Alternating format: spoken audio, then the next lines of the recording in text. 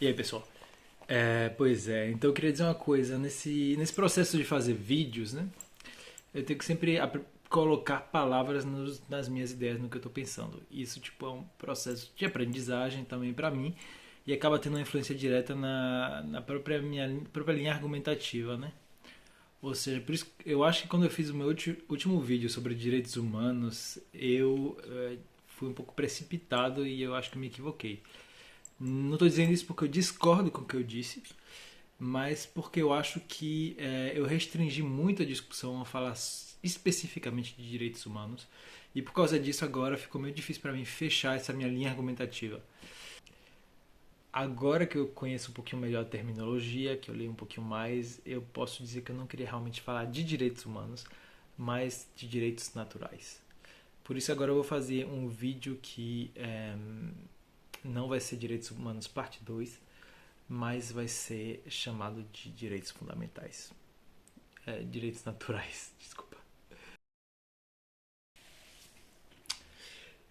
Então, como eu disse, eu tive lendo um pouquinho mais sobre os diferentes tipos de direito e o que me permite também agora utilizar a terminologia correta. E eu vou aproveitar para corrigir alguns termos, introduzir alguns termos que eu estava que eu deveria ter usado no meu segundo vídeo, na verdade, que é justamente o vídeo que falava sobre direito.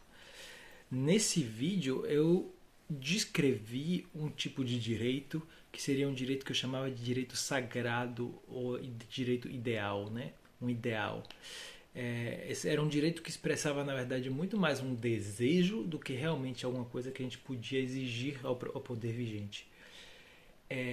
Esse, na verdade, existe um nome para esse tipo de direito, que eu não conhecia, mas esse tipo de direito se chama de direito natural. Ou seja, o direito natural seria um direito que, em teoria, se aplicaria a todo ser humano, mas, ao mesmo tempo, como eu disse também no meu vídeo, é um direito muito mais subjetivo. Muito mais subjetivo do que, por exemplo, o direito positivo, que é o segundo tipo de direito. O direito positivo é um direito que está escrito, garantido pelo poder vigente e que se pode exigir. Eu também descrevi, apesar de não usar essa palavra, eu também descrevi esse direito justamente para contrapor ao direito natural e mostrar que a gente usava a mesma palavra para os dois tipos de direito, dois tipos de conceitos diferentes. No caso, temos o direito natural, muito mais subjetivo, e o direito positivo, muito mais objetivo. Cabe dizer também que o direito positivo ele é nacional, é um direito nacional que está regulado por cada país. Cada país tem o seu direito positivo.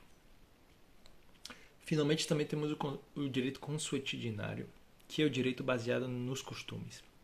Ele não está escrito e nem pretende ser universal, mas ele se aplica em função dos costumes.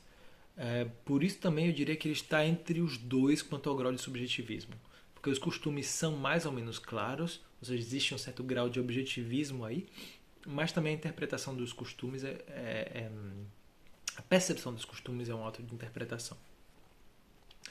Então aqui vimos que temos vários conceitos que todos chamamos de direito, mas que cumprem funções diferentes e que têm um grau de subjetivismo também bem diferente.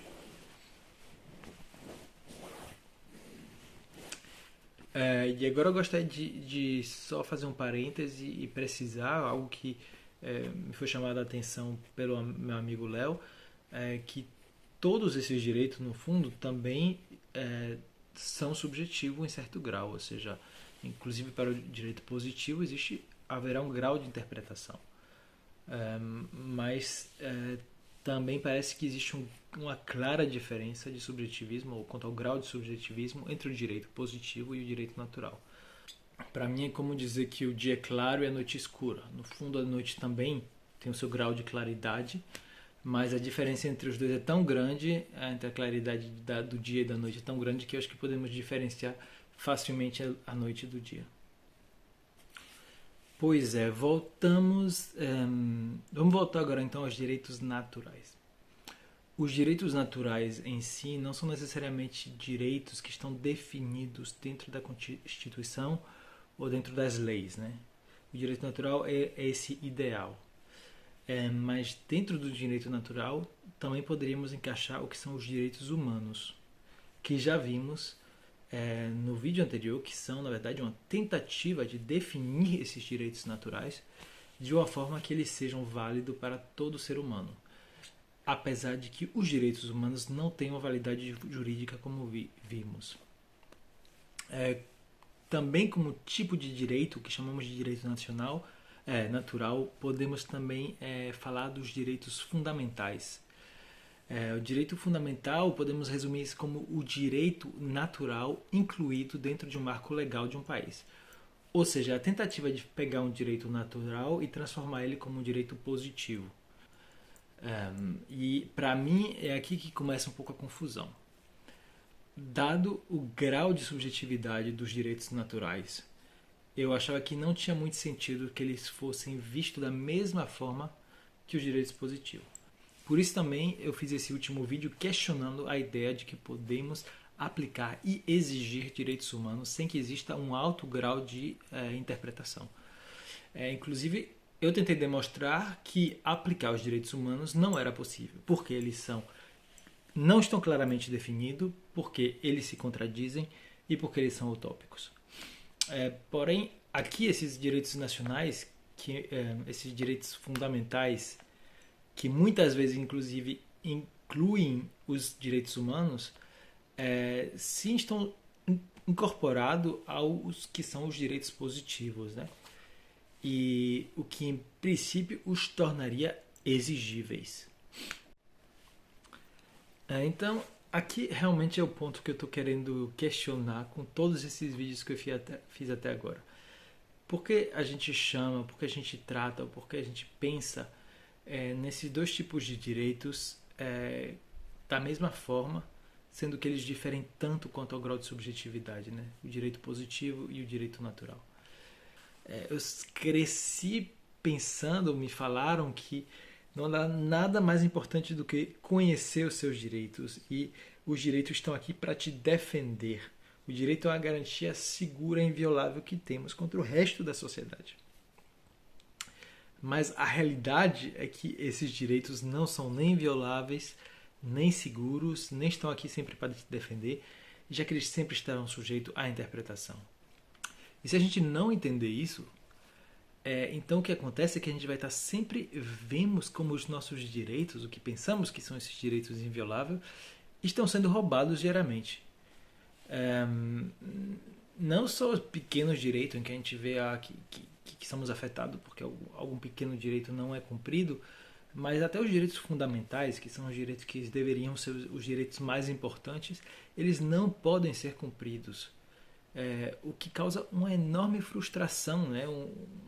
Fruto de uma falta de expectativa de que a gente realmente possa criar esse sistema de direito justo, que a gente criou um sistema de direito justo para todos os pontos de vista. De justiça já falaremos em outro vídeo, mas o que eu quero agora mesmo é exemplificar o que eu acabo de falar em uma pequena discussão que eu ouvi, que agora gostaria de trazer para vocês aqui.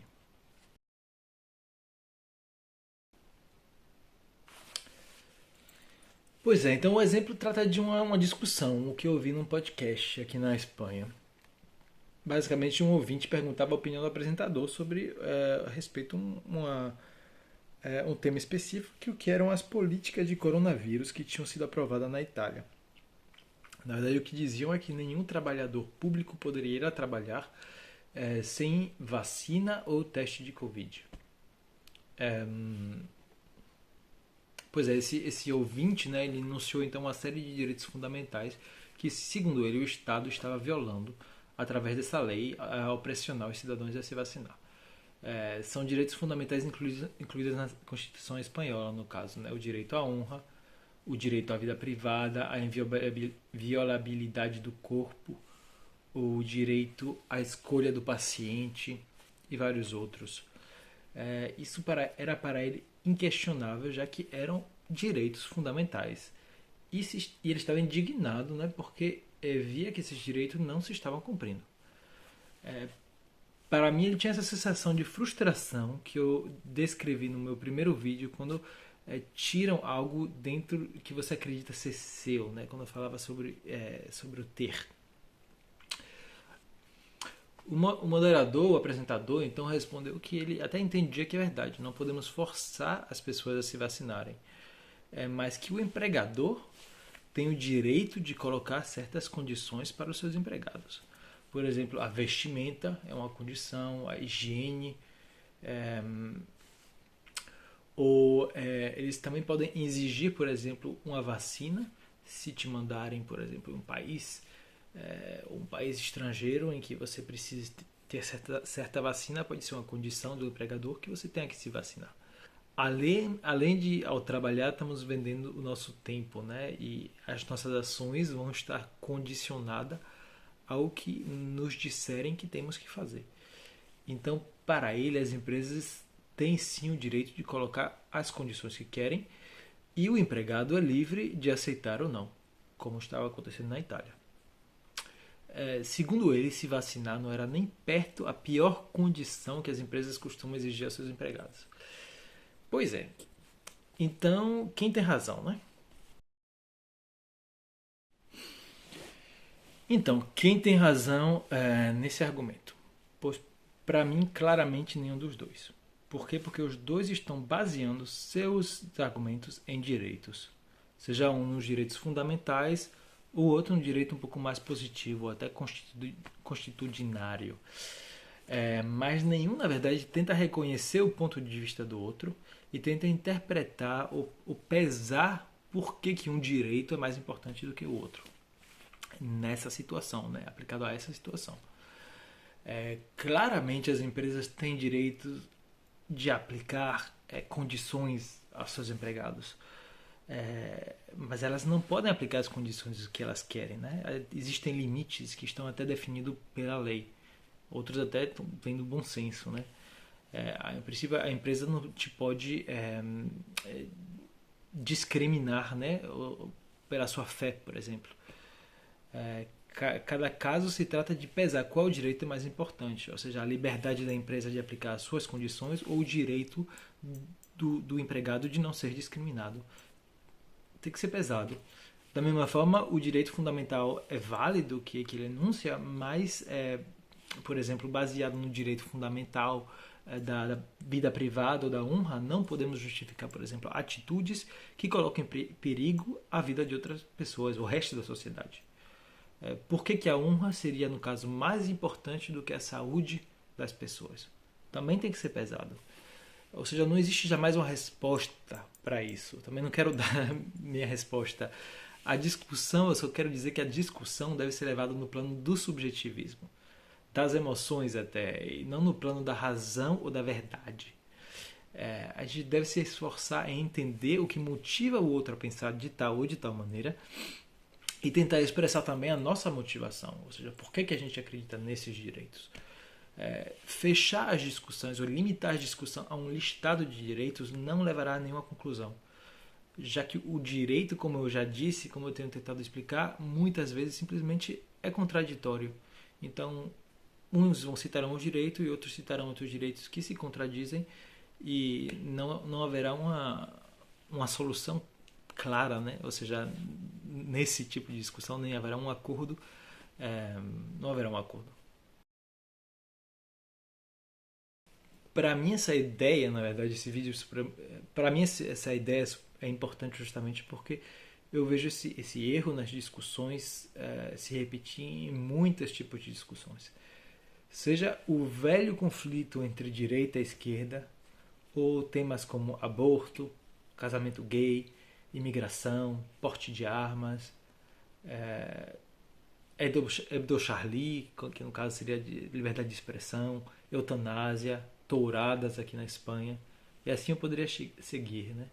As discussões sempre acabam sendo uma batalha de argumentos baseada no direito. Ou seja, os dois lados partem de um ponto de vista muito seguro até, porque o argumento deles está respaldado por esses direitos, que é algo inviolável, claro, seguro na mente deles.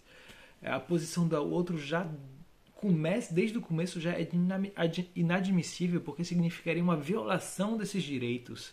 E esse fechamento todo que temos nessas discussões, para mim, se deve justamente ao fato de que não entendemos de que direito, e sobretudo os direitos naturais, os direitos fundamentais, são subjetivos e não estão feitos, não estão aqui para ser aplicados ou usados como argumentos, mas estão aqui para ser discutidos e para ser servidos de inspiração. Pois é, no fundo, enunciar um direito não deixa de ser um argumento bem fraco, né? Porque, dado o seu subjetivismo, é o mesmo que argumentar com a opinião.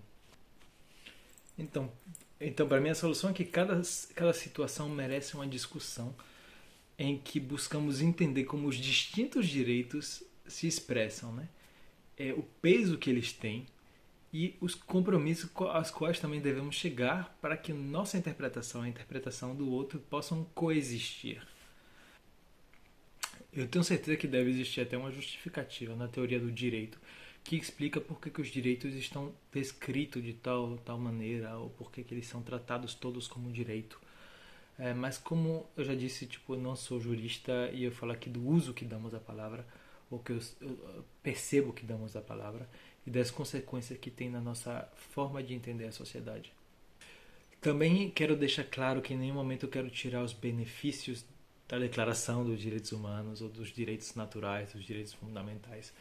Para mim, todos esses direitos, seja naturais, fundamentais, humanos, são uma boa guia, evitam os excessos evidentes e trouxeram e trazem ainda um balanço enorme para o mundo.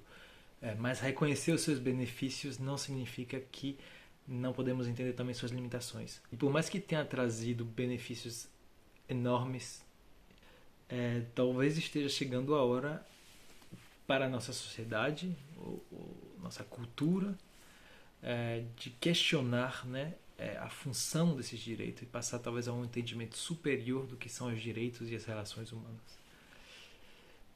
Para mim, ou seja, eu vejo isso um pouco como também andar de bicicleta com rodinhas, ou seja, é importante para aprender a gente ter essas rodinhas, essa base. Com as rodinhas você nunca cai, mas chega uma hora que incomoda e que você tem que tirar as rodinhas. Talvez no começo você até caia de novo, você decide voltar a botar as rodinhas, mas uma vez acostumado a andar sem rodinhas, não tem quem queira voltar a andar com rodinhas. Será que a gente ainda precisa desse apoio, né? Aí fica a pergunta. Então, um bom dia e um abraço para todos.